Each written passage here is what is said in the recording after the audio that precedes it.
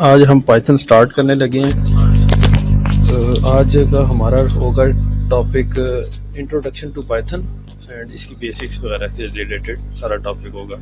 आज हम जो कवर करेंगे वो टॉपिक्स हैं, एक प्रिंट का पहला मेथड हमेशा प्रिंट वगैरह की किस तरह होगा, और दूसरा वेरिएबल को आज कवर करेंगे, डाटा टाइप्स को कवर करेंगे, कीवर्ड्स इन प्रोग्रामिंग ये देखेंगे, इनपुट मेथड देखेंगे इन प्रोग्रामिंग, और कमेंट्स इन पाइथन प्रोग्रामिंग देखेंगे। जिसने इंस्टॉल कर लिया ना वो देखिए, ये सर्च है, सर्च में आप पाइथन आइडियली लिखें। हो गया था इंस्टॉल, ठीक है ओके, पता लग गया। अब देखें ये लिखा हुआ है, मैं क्लियर नज़र आ रहे हैं ना सबको? ये लिखा हुआ है पाइथन आइडियली, ये आपके सामने नज़र आ रहा है। ओपन इसको करें, ये आ गया आपके सामने पाइथन आइडियली। इसके ऊपर आपकी पाइथन की प्रोग्रामिंग होगी। आपने क्या करना है, ये फाइल के ऊपर क्लिक करना है, ये न्यू फाइल नज़र आ रहा है ना, न्यू फाइल ओपन करनी है। न्यू फाइल ये ओपन हो गई और इस फाइल को सेव कर देना है। फाइल सेव, फिलहाल आप डेस्कटॉप के ऊपर ही कर लें, डेस्कटॉप के ऊपर किसी भी नाम से, पहला फर्स्ट टेस्ट के नाम से सेव कर देते हैं। फर्स्ट टेस्ट नाम से फाइल सेव कर दी। ये देखें, फर्स्ट टेस्ट के नाम से पहली फाइल सेव होगी। जो भी हम जितना काम करेंगे वो इधर ही करेंगे, ठीक है। ये आपके सामने नजर आ रहा है, नीचे वाला विषय कभी क्लोज कर दें। ये देखें, ये वाली आ गई सामने फर्स्ट टेस्ट के नाम से। अब हम जाएंगे अपने स्टार्ट में। पहला टॉपिक है हमारा प्रिंट। प्रिंट करना।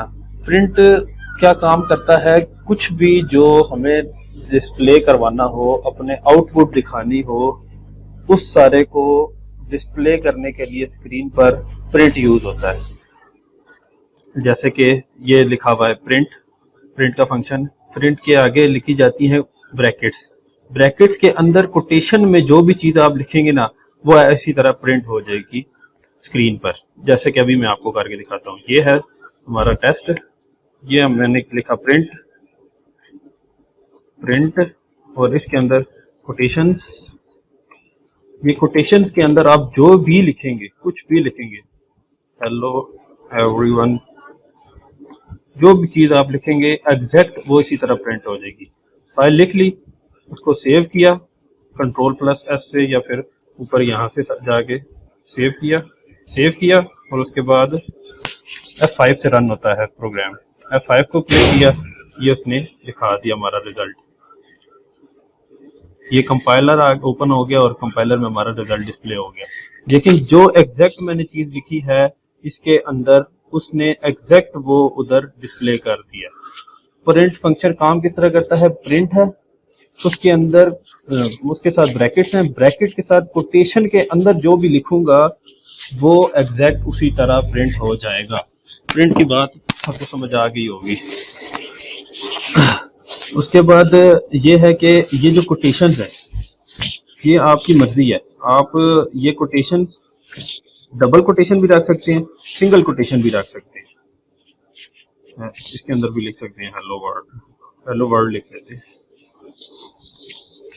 दोनों रिजल्ट सेम ही देंगे। तो बात करने के लिए सॉरी, बट काइंडली स्क्रीन बड़ी कर लें, नजर नहीं आ रहा कुछ। चलो सही है, मैं एक मिनट स्क्रीन को बड़ा कर लूं।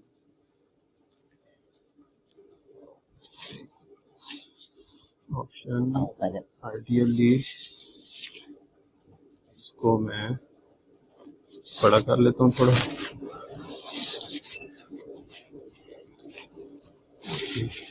अब ठीक है, सबको क्लियर नजर आ रहा है? अब देखो ये प्रिंट लिखा हुआ है, प्रिंट जी अब नजर आ रहा है, अब नजर आ रहा है।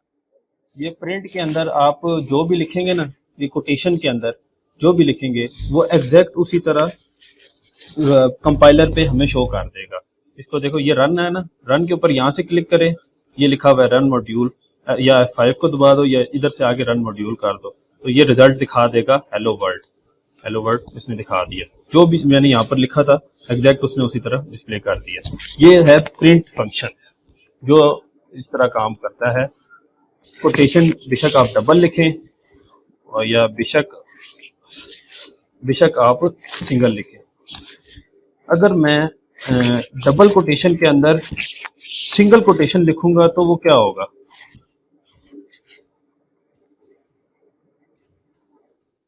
अब क्या मुझे डिस्प्ले करेगा वो बताएं।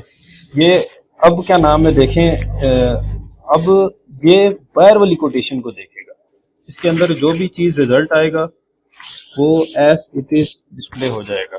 जिस तरह के ये दोनों कोटेशन डिस्प्ले हो गई है।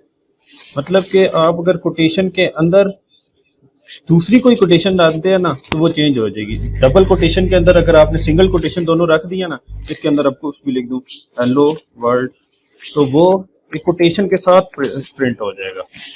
ये देखें कोटेशन के साथ अब ये प्रिंट हो गया है। अगर कोई चीज कोटेशन के साथ मैं प्रिंट करना चाहता हूं तो वो मैं इस तरह कर सकता हूं। अगर मैं डबल कोटेशन के साथ प्रिंट करना चाहता हूं फिर क्या करूंगा? फिर मैं करूंगा सिंगल कोटेशन हटा दूंगा, सिंगल कोटेशन हटा दूंगा और यहाँ पर डबल कोटेशन लगा दूंगा। लेकिन वो ये डिस्प्ले नहीं करेगा, उसके लिए मुझे बाहर सिंगल करनी पड़ेगी। सिंगल जो भी कोटेशन मुझे जो जिस कोटेशन से मैं स्टार्ट करूंगा ना उसी कोटेशन से मुझे एंडिंग करनी पड़ेगी, तो वो इसके अंदर का जो भी रिजल्ट होगा वो इसे तरह एज इट इज डिस्प्ले कर देगा। अब देखो डबल कोटेशन में मुझे रिजल्ट दिखा दिया। मतलब कि अगर वैसे कोटेशन अगर आपने प्रिंट करवानी हो तो वो कोटेशन इस तरह भी प्रिंट करवाई जा सकती है। और कोटेशन प्रिंट करवाने तो ज़ुहैब भाई इसमें डिफरेंस क्या हुआ फिर, अगर सिंगल कोटेशन और डबल कोटेशन में अगर दोनों की सेम ही फंक्शनिंग है तो? कुछ भी डिफरेंस नहीं है फिलहाल। प्रिंट करवाते वक्त कुछ भी इसको इतना डिफरेंस नहीं है। वो डिफरेंस इस सूरत में है कि अगर आपने सिंगल कोटेशन के साथ प्रिंट करवाना है, अब देखो यहाँ पर मैंने सिंगल कोटेशन के साथ आंसर मुझे चाहिए कि मैं चाहता हूं कि आंसर वो लिख दे मुझे, यहाँ पर नीचे लिखता हूं, मुझे इस तरह का आंसर शो करे। हैश लिख देता हूं यहाँ पर, मुझे इस तरह का आंसर वो शो करे हेलो वर्ल्ड, मुझे इस तरह का आंसर शो करे। कोटेशन के अंदर मुझे हेलो वर्ल्ड लिख के दिखाओ। तो वो अगर क्या नाम है वैसे मैं कोटेशन के अंदर हेलो वर्ल्ड लिखूंगा, ये हेलो वर्ल्ड वैसे कोटेशन के अंदर लिखूंगा तो जारी बात है वो कोटेशन के अंदर का रिजल्ट मुझे दिखाएगा, हेलो वर्ल्ड वो कोटेशन नहीं दिखाएगा। जिस अभी दिखाता हूं मैं, ये देखो कोटेशन के अंदर का रिजल्ट दिखा रहा है, साथ में कोई कोटेशन नहीं आ रही। तो इस वजह से अगर मैंने ये कोटेशन दिखानी है कि भाई मैं ये कोटेशन भी डिस्प्ले करना चाहता हूँ तो मैं दूसरी कोटेशन बार में यूज करूंगा कि स्टार्टिंग इधर से है और ये इधर से ही एंडिंग है। तो अब क्या नाम है वो कोटेशन के अंदर छोटे वाली कोटेशन है, सिंगल कोटेशन है, तो वो अब वो कोटेशन के साथ डिस्प्ले कर देगा। ये देखो कोटेशन के साथ अब डिस्प्ले कर दिया। इसका मकसद यही है कि अगर एक कोटेशन के अंदर दूसरी कोटेशन डिस्प्ले करनी हो तो क्या नाम है ये दोनों अपनी अपनी जगह यूज हो सकती हैं। वैसे दोनों का आपस का काम सेम ही है। इतनी बात क्लियर होगी या फिर इसमें भी कोई? जी क्लियर है, सही हो गया। अगर क्या नाम है इसकी जगह आप अगर आप रिजल्ट चाहिए कि मैं रिजल्ट में चाहता हूँ कि मुझे इस तरह का रिजल्ट आए कि दोनों क्या नाम है कोटेशन डबल में मुझे रिजल्ट चाहिए, तो डबल आपको अगर डबल में रिजल्ट चाहिए तो आप बाहर जो है वो सिंगल रख देंगे और अंदर जो है वो डबल रख देंगे। अब देखो स्टार्टिंग मैंने कर दी सिंगल से और एंडिंग भी कर दी सिंगल से, अब अंदर रिजल्ट डबल का आ जाएगा, डबल का, और डबल कोटेशन के साथ डिस्प्ले उसने कर दी। ये बात होगी। और इसके बाद एक और अब आते हैं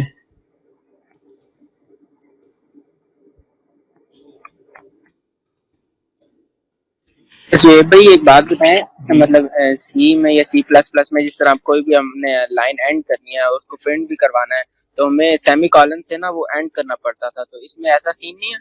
बिल्कुल, इसमें कुछ ऐसा सीन नहीं है। सी प्लस प्लस में तो आपको था ना कि यहाँ पर लिखना होता था पूरा hash include IO stream use, hash include IO stream, वो सब कुछ आईओ स्ट्रीम वगैरह कर कर आके फिर उसके बाद मेन का फंक्शन यहाँ पर शुरू होता था, वाइड मेन इस तरह ब्रैकेट्स करली ब्रैकेट्स लगती थी।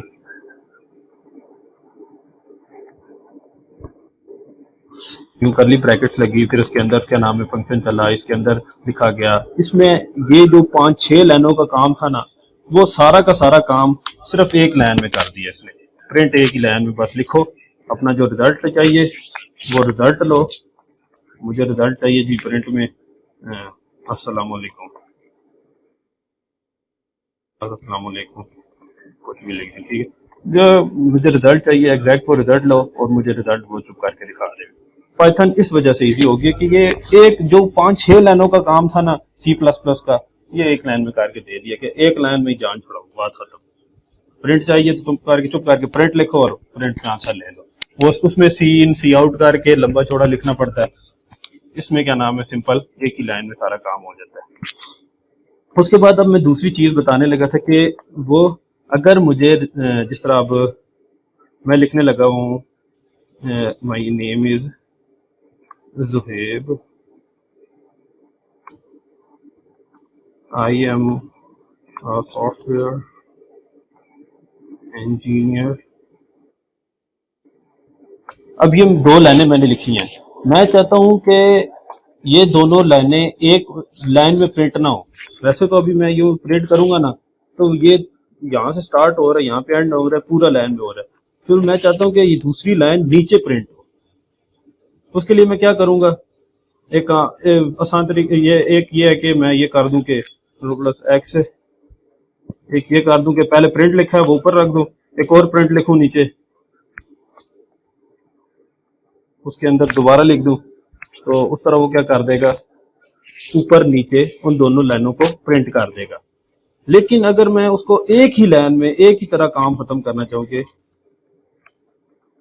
एक ही लाइन में दोनों वो ये पूरा का पूरा वो कर दे, प्रिंट कर दे एक ही लाइन से, तो मैं उसके लिए यूज होते हैं escape sequence. Escape sequence, escape sequence use होते हैं। मैं वैसे इसी तरह बता देता हूँ आपको।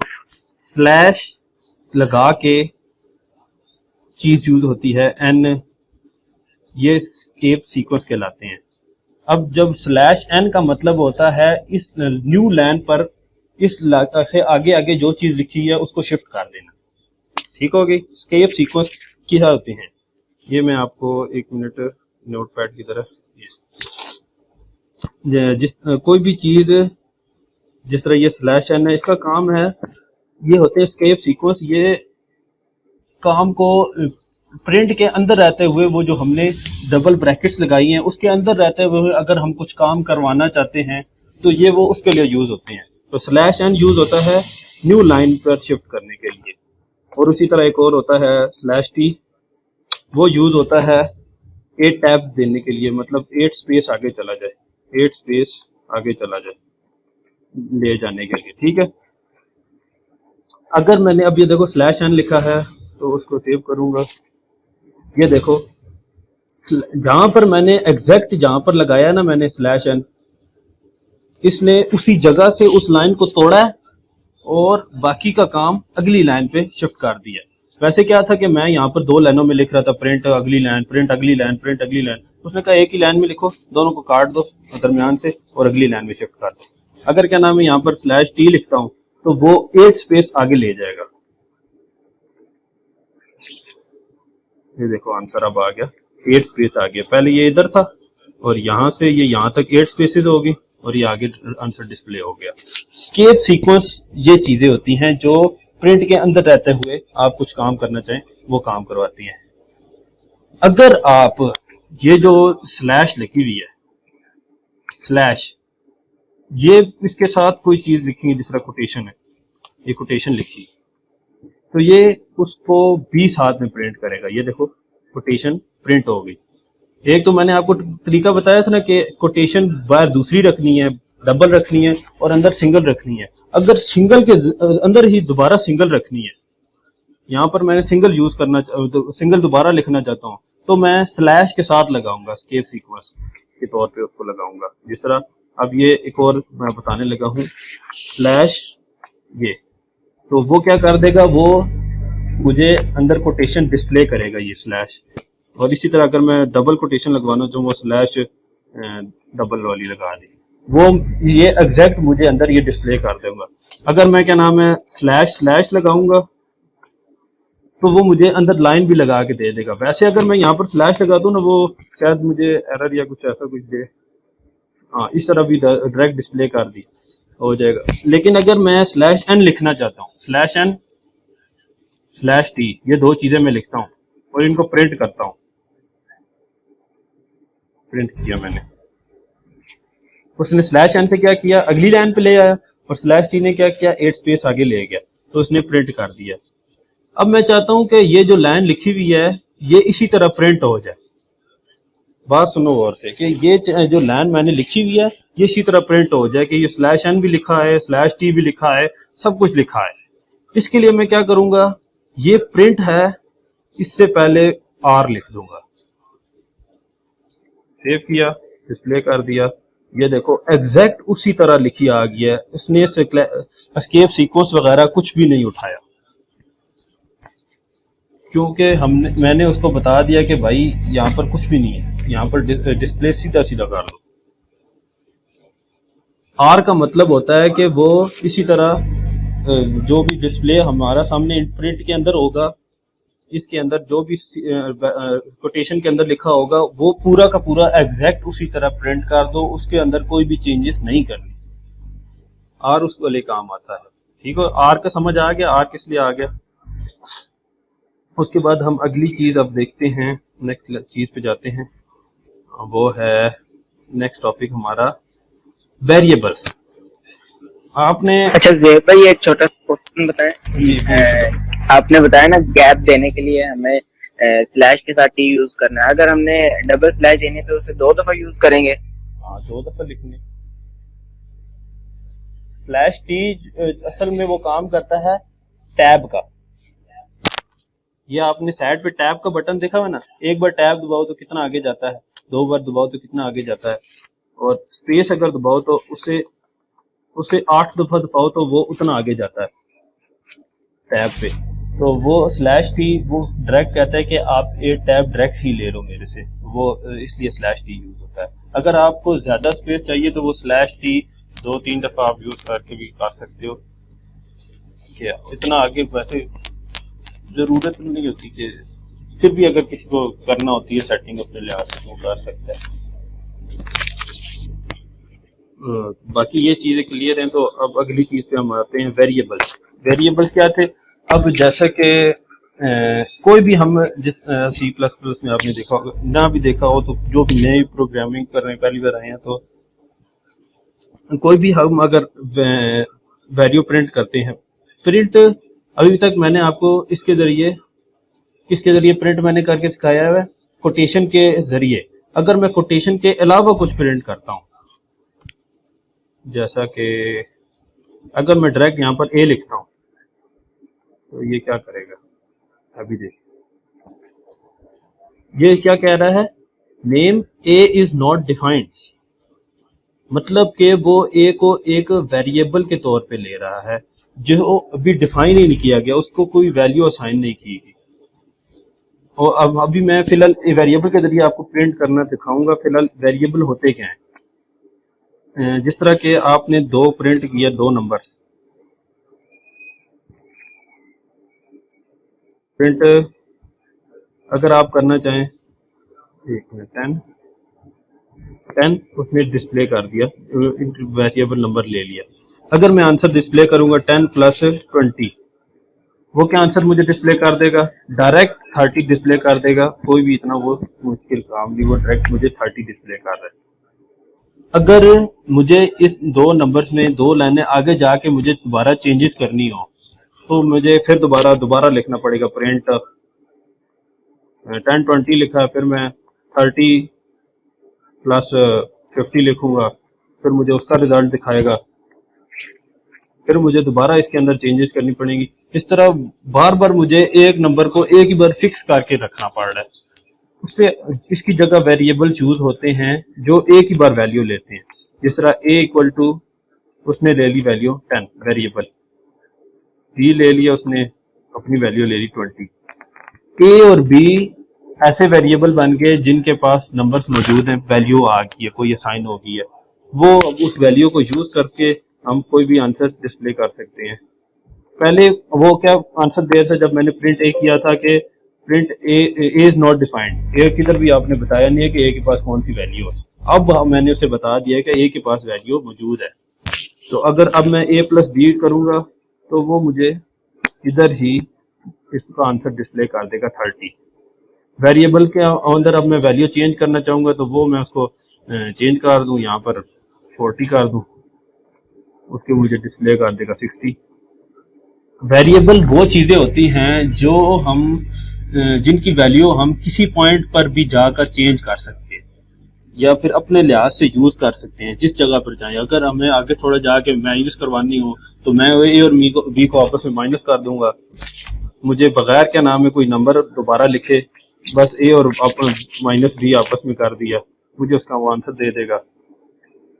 पहले का 60 दिया और बी ए माइनस बी 20 आ गया।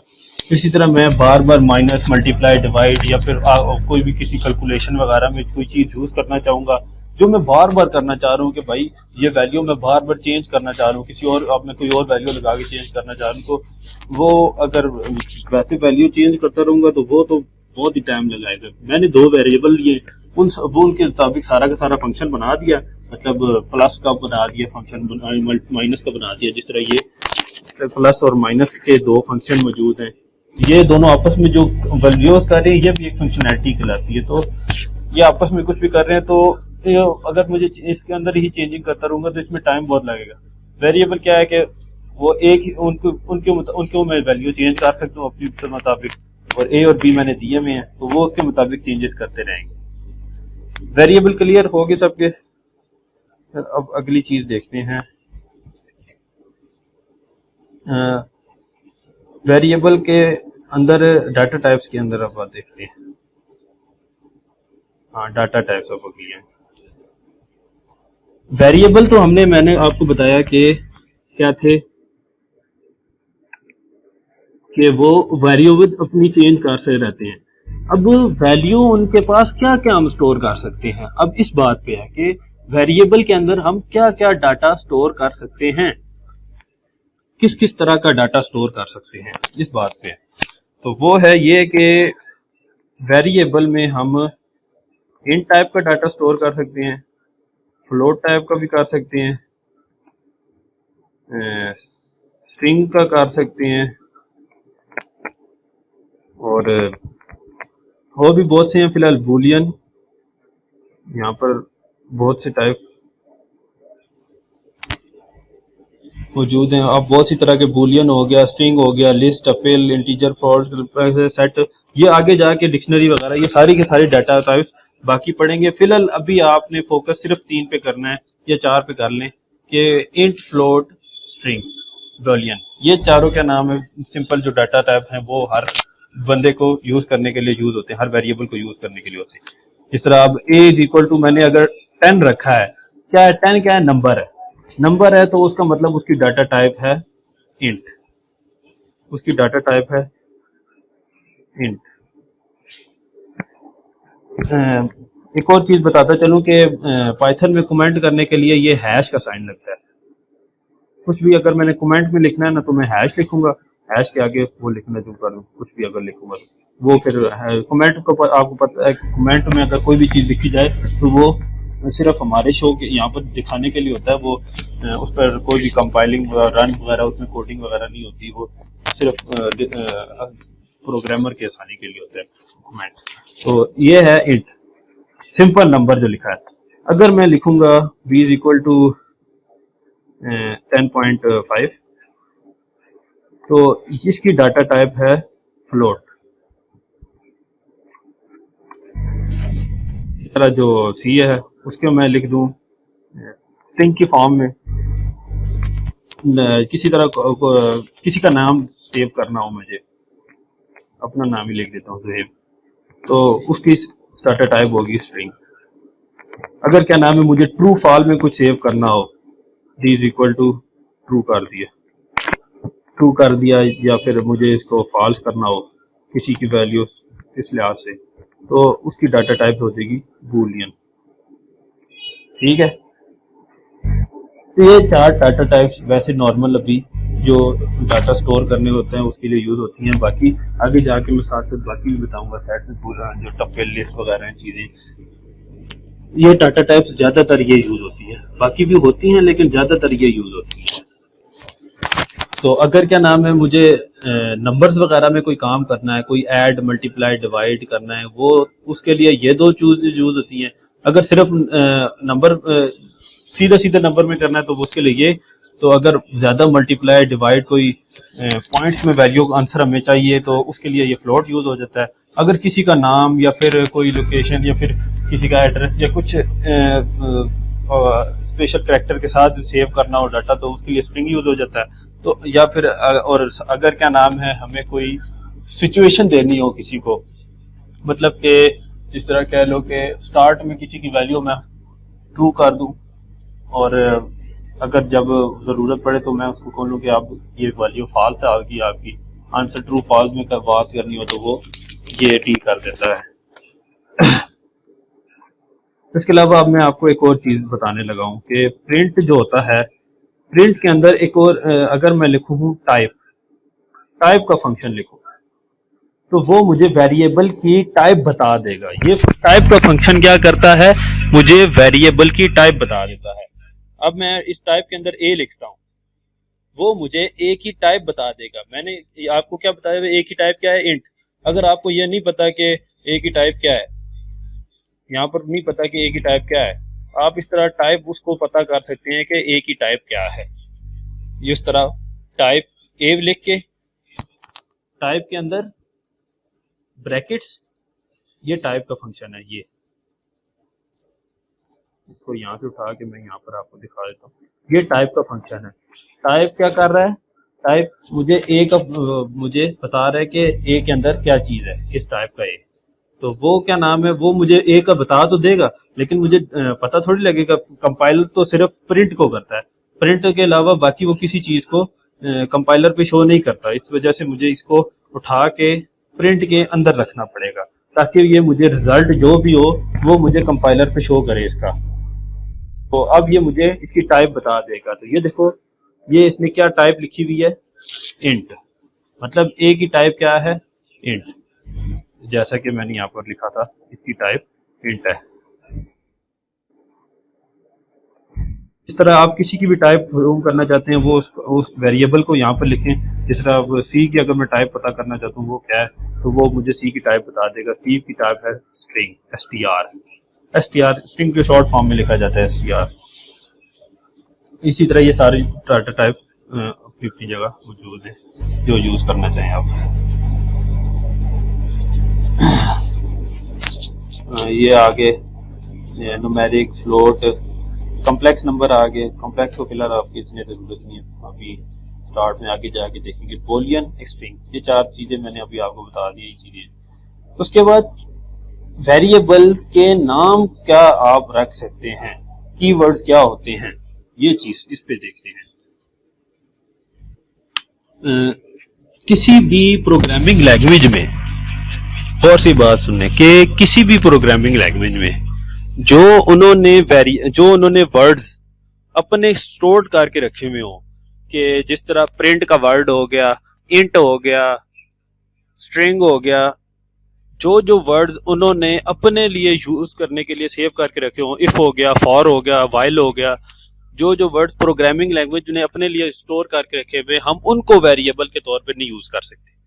हम यहाँ पर ए लिख सकते हैं, एप्पल लिख सकते हैं, ज़ोएब भी लिख सकते हैं, Zoeb is equal to value, कुछ भी क्या नाम है वेरिएबल के तौर पे हम रख सकते हैं। ए इज इक्वल टू 50, कोई भी वेरिएबल रख सकते हैं। लेकिन हम फॉर नहीं रख सकते, for is equal to 10, for को हम यूज नहीं कर सकते क्योंकि ये पाइथन ने या फिर किसी भी अपनी प्रोग्रामिंग लैंग्वेज ने अपने लिए स्टोर किए हुए हैं। ये इसके अपने कीवर्ड्स हैं, वो सिर्फ इनको खुद यूज करता है कि भाई ये चीज मेरी है, इसको मैं सिर्फ यूज कर सकता हूँ। तुम फॉर को कुछ और नाम रख लो, FORE कर लो बेशक इसका नाम, इसको आप स्टोर कर सकते हो इसमें 10। लेकिन आप जो उसने खुद रखे हुए हैं उनको उसमें कुछ स्टोर नहीं कर सकते। आप यूं नहीं कर सकते print is equal to 50, printer के एक वेरिएबल ले लिया उसके अंदर 50 स्टोर कर लो, नहीं, उसने जो अपने वेरिएबल रखे हुए हैं कि ये मेरे हैं, वो उसी के ही हैं। ये सारे के सारे वो वेरिएबल लिखे हुए हैं कि ट्रू हो गया, एसेट हो गया, एल्स हो गया, global, rise, non local, int, try, for, finally, जितने भी हैं ये सारे के सारे ये थोड़े बहुत सामने लिखे हुए, बहुत से और भी हैं। तो ये सारे के सारे आप यूज नहीं कर सकते वेरिएबल के तौर पे।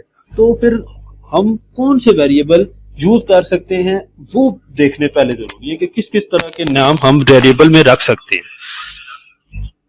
तो उसका क्या नाम है, ये है कि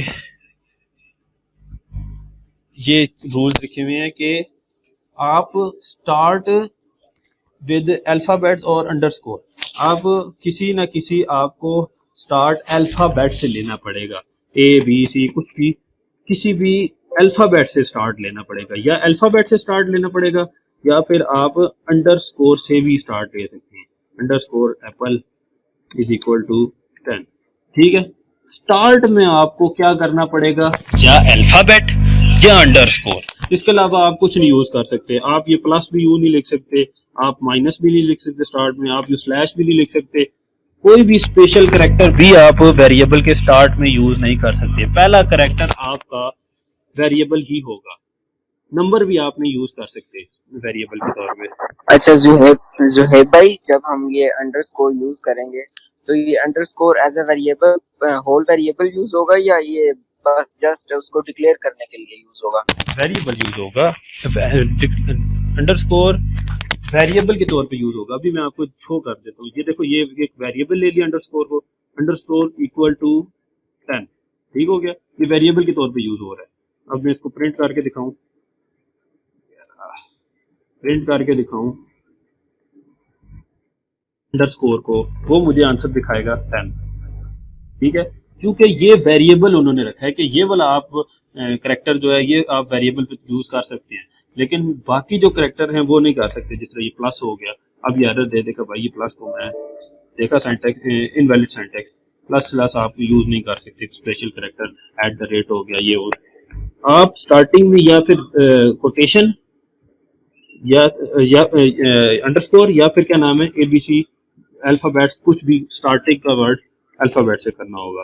स्पेशल करैक्टर से आप स्टार्ट नहीं कर सकते, आप नंबर से स्टार्ट नहीं कर सकते। हाँ, आप नंबर बीच में लिख सकते हैं, जिस तरह के अगर आपने लिखा है कि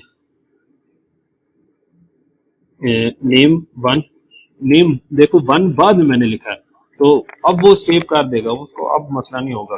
वो कहता है स्टार्ट में जो है ना, स्टार्ट में पंगा नहीं करना, बीच में आप कुछ भी आप लिख सकते हैं। अब देखो उसने डिस्प्ले कर दिया। इसी तरह क्या नाम है, अगर मैं बीच में भी लिखूंगा तो फिर भी उसे मतलब Na2 ME, उसे बस पहले कैरेक्टर से, ठीक है, पहला कैरेक्टर अल्फाबेट हो या फिर अंडरस्कोर हो, ठीक है। पहला रूल ये हो गया कि स्टार्ट विद अल्फाबेट और अंडरस्कोर। दूसरा रूल था कि स्पेस, कोई भी वेरिएबल स्टार्ट स्पेस से नहीं हो सकता। ये तो हर जगह है कि स्पेस या फिर क्या नाम है स्पेशल कैरेक्टर हो गए। जब भी जिस तरह करके दिखाएं कि स्पेशल कैरेक्टर से भी आप स्टार्ट नहीं कर सकते। हैश, एट, ये कॉलन, पीसी, कुछ भी प्लस माइनस जो भी है उन सब से नहीं किया जा सकता। उसके बाद keywords can not be used, keyword नहीं यूज कर सकते। अभी आपको बताया है इफ, फॉर, जितने भी जो प्रोग्रामिंग के अंदर यूज होते हैं वो आप यूज नहीं कर सकते। उसके बाद identifies name, identifier names are case sensitive. ये बताया गया कि केस सेंसिटिव भी होते हैं कि आप अगर किसी वैल्यू को बड़े करैक्टर में सेव करेंगे और प्रिंट आप छोटे में करेंगे तो वो एरर ही देगा कि भाई उसको बड़े में ही आपने सेव किया तो बड़े में ही शो करो प्रिंट। जिस तरह कि अब ये नेम है, इसका मैंने स्टार्टिंग करैक्टर बड़ा रखा n, मैं इसका आंसर कह रहा हूँ छोटे में डिस्प्ले करो, तो मुझे एरर देगा कि नेम 1 इज नॉट डिफाइंड, क्योंकि ये Python programming language case sensitive है।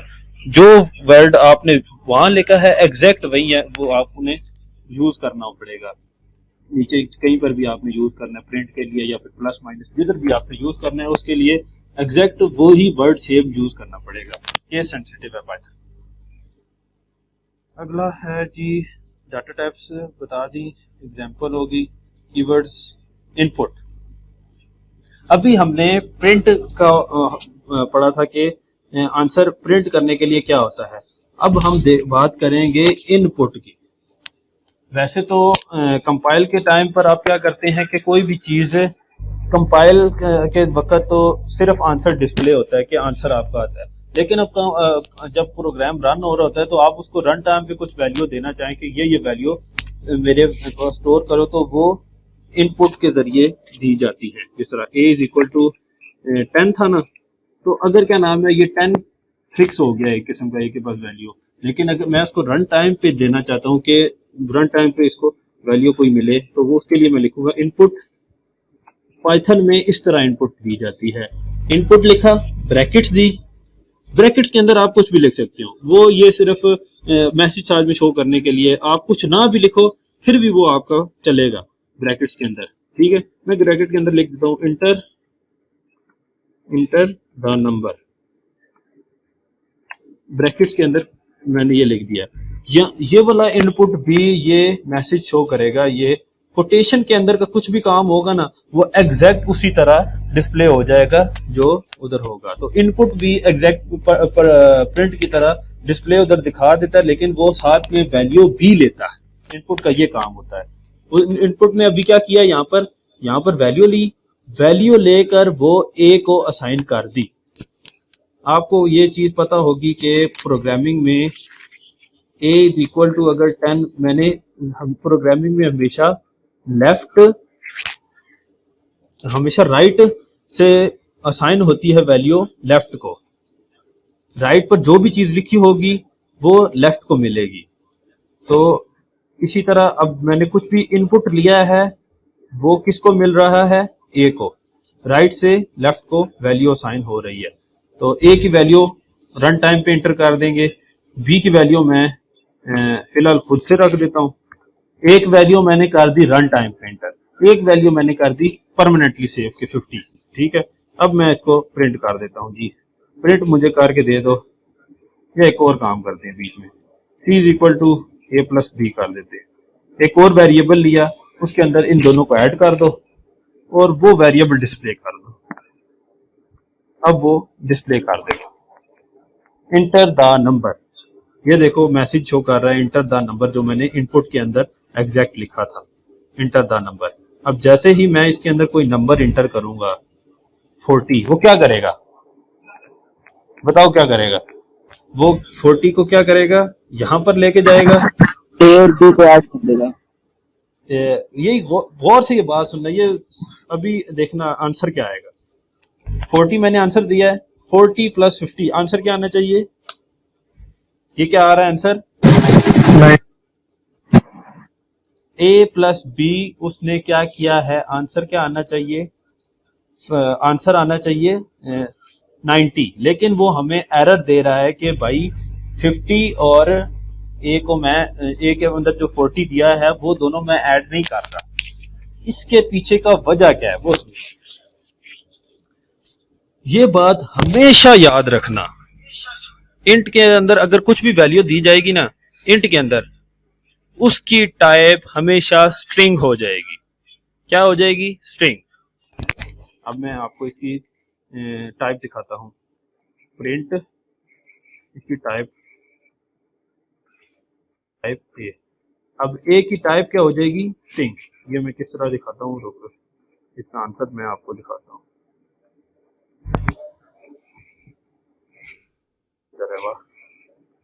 सेव रन, इधर के अंदर मैंने वैल्यू दी 5।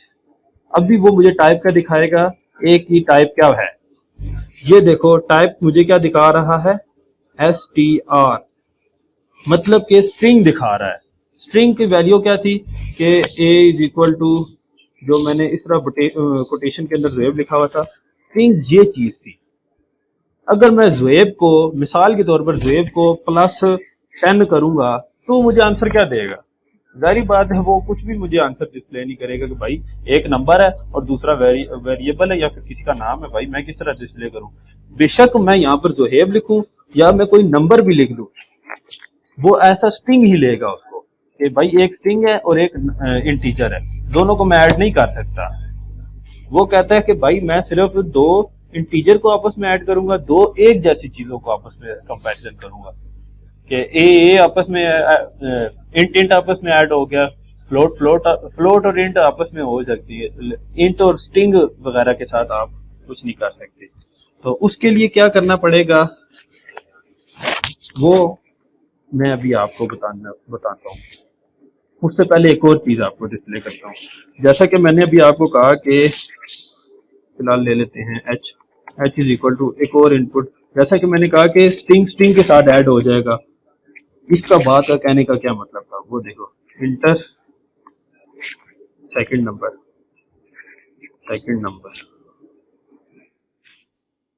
ठीक हो गया। ये सेव करूं और ये डिस्प्ले करूं, दोबारा डिस्प्ले करें। इंटर सेकंड नंबर, पहला नंबर मैंने इंटर किया 30 और दूसरा मैंने इंटर किया 20। अगर मैं स्ट्रिंग दो चीजें आपस में लेता हूं, मिसाल के तौर पर a इज इक्वल टू यहाँ लिख दिया मोहम्मद और दूसरे में लिख दिया b is equal to Zuhaib. अगर मैं a प्लस b करूंगा तो पाइथन में वो स्ट्रिंग इन दोनों को आपस में जोड़ देगा। तो अगर मैंने ये वेरिएबल यहाँ पर दो मैंने स्ट्रिंग में वैल्यू ली है तो वो इन दोनों को आपस में जोड़ के मुझे डिस्प्ले कर देगा।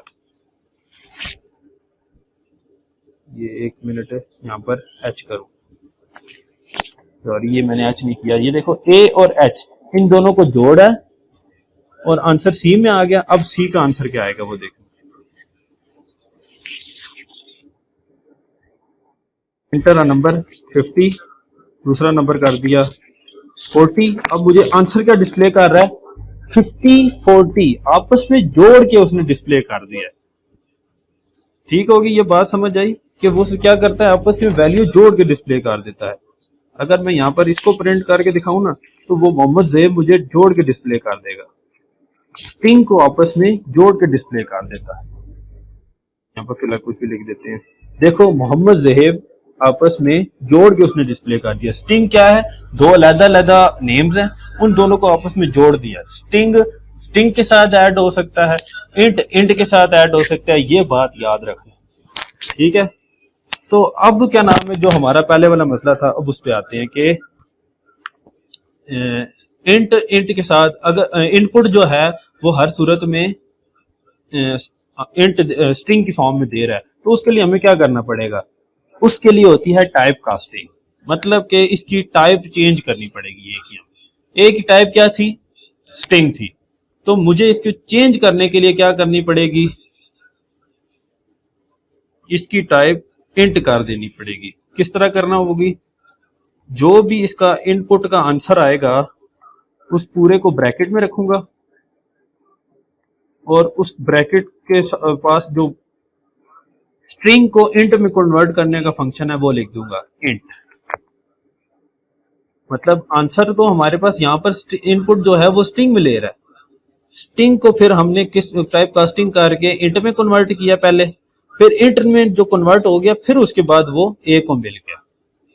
अब ए की टाइप दिखाता हूं मैं आपको, प्रिंट टाइप ए की टाइप अब यहां पर नजर आएगी। अब यहां पर भी एच निकाल देते हैं, ए बी ऐड कर देते हैं, ठीक हो गया। तो ये लो अब आ गया ये। अब मैं यहाँ पर अगर 50 लिखता हूं, पहले का बी के पास क्या वैल्यू है 50, वो इंट था। अब मेरे पास जिस यहाँ पर स्ट्रिंग आया, स्ट्रिंग से पहले वो इंट वाले फंक्शन के पास गया, उसने उसको कन्वर्ट किया इंट में और उसके बाद ए को असाइन कर दिया और ए ने आंसर दिखा दिया। ये देखो इंट की स्ट्रिंग, यहाँ पर जो ये वाला प्रिंट मैंने लगाया था इसका आंसर ये आ गया कि इसकी टाइप इंट हो गई, और जो दूसरा प्रिंट लगाया इसका सी में उसके आंसर यहाँ पर डिस्प्ले हो गया 100। ठीक हो गया, ये दोनों प्रिंट अपनी अपनी जगह अपनी डिस्प्ले कर दी। अब मैं प्रिंट के अंदर की ही एक और बात जाते जाते एंड होगी, ये तकरीबन input important function for input हो गए, सिंगल लाइन कमेंट्स वगैरह का दिखा दूं कि कमेंट तो मैंने आपको बताया कि हैश लगा के आप कुछ भी लिखोगे वो कमेंट होता है, लेकिन आप मल्टीपल लाइन कमेंट करना चाहते हैं तो वो 3 स्ट्रिंग लगाओगे, 3 डबल कोटेशन या सिंगल कोटेशन जो भी आप लगाना चाहें, तो उसमें कुछ लिखते रहोगे, अगली लाइन में कुछ लिखोगे, अगली लाइन में कुछ लिखोगे, तो सारा का सारा कमेंट ही करेगा कि 3 पहले लगा दी, 3 एंड में लगा दी, तो वो सारा का सारा कमेंट कर देगा कि भाई ये मैं डिस्प्ले ही नहीं करना। ये सारी कमेंट हो गई। प्रिंट के अंदर की मैं आपको दिखाना चाहता हूँ कि इंटर आपने नंबर लिया ए, दूसरा नंबर 50 था, उन दोनों को ए ऐड किया। अब यहाँ पर आप आंसर डिस्प्ले करवाना चाहते हो कि मेरा आंसर भी डिस्प्ले हो कि my number after addition is, यहाँ पर आगे आप मैसेज आज अपना आंसर भी साथ में डिस्प्ले करवाना चाहते हो, तो उसके लिए क्या कर देंगे, कॉन्कैटिनेशन कर देंगे प्लस सी। सी की टाइप क्या थी, अभी हमने निकाली थी, सी की टाइप क्या थी, इंट थी। लेकिन मैं जो साथ में प्लस कर रहा हूं ये दूसरी है, ये टाइप क्या है, ये स्ट्रिंग है। तो मतलब इंट और स्ट्रिंग आपस में ऐड नहीं हो सकते, तो उसके लिए मुझे क्या करना पड़ेगा, जैसा कि मैंने कहा था स्ट्रिंग स्ट्रिंग आपस के साथ ऐड होते हैं, तो उसकी मैं टाइप चेंज करूंगा, str कर दी मैंने इसकी टाइप। ठीक है, अब क्या नाम है, जो हमारे पास आंसर आएगा उसको वो सी को दे देगा। सी अपना आंसर डिस्प्ले करने के लिए पहले उसको कन्वर्ट करेगा स्ट्रिंग में, और उसका आंसर इस वाले नंबर के साथ पूरे को डिस्प्ले करके मुझे दिखा देगा। दिखाता हूं अब मैं इसका आंसर। इस तरह इंटर नंबर लिखा हुआ है,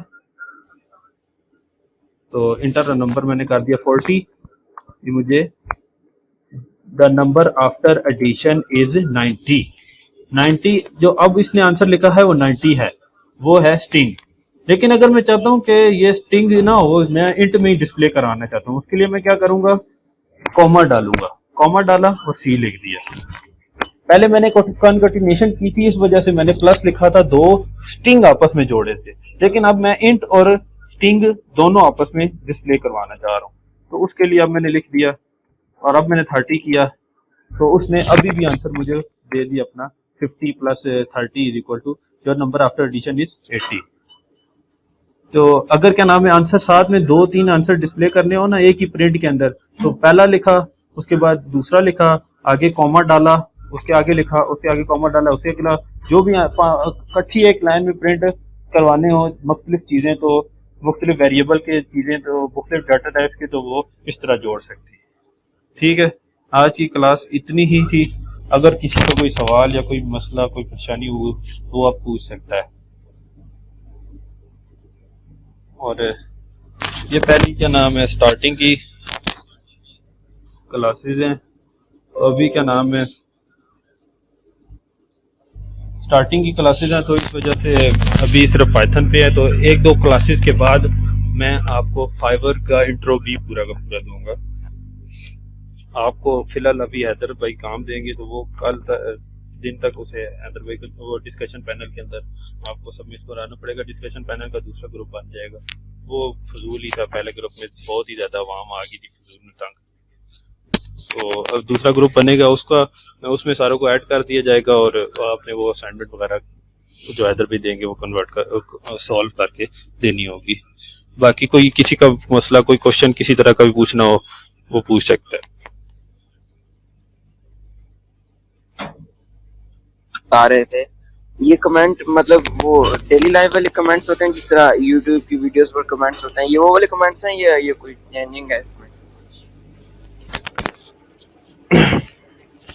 कमेंट इस तरह है ना कि ये कमेंट सिर्फ हमारी आसानी के लिए होते हैं, प्रोग्रामर्स की बात समझ। प्रोग्रामर्स अगर क्या नाम है, जिस तरह अब मैं कोई बात प्रोग्राम लिख रहा हूँ, स्टार्ट से लिखने लगा हुआ हूँ, a is equal to 10, b is equal to 20, फिर उसके बाद मैंने ऐड किया c is equal to a plus b।